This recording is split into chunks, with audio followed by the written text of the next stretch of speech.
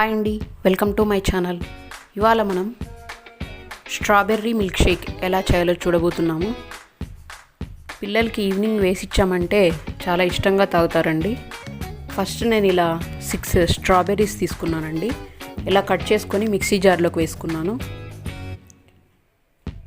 ఒక glass milk పోసుకున్నానండి. ఇందులోకి 4 ice cubes వేసుకున్నాను.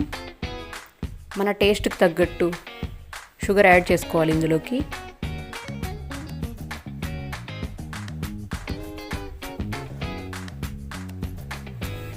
ఇలా ఒక 2 సార్లు తిప్పామంటే ఇలా అవుతుందండి.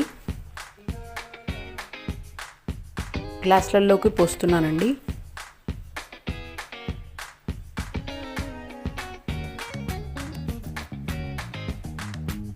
ఇలా గ్లాస్లోకి పోసి పిల్లలకి ఇచ్చామంటే చాలా ఇష్టంగా తాగుతారండి. ఇంట్లోనే చేసుకోవచ్చు. Thanks for watching.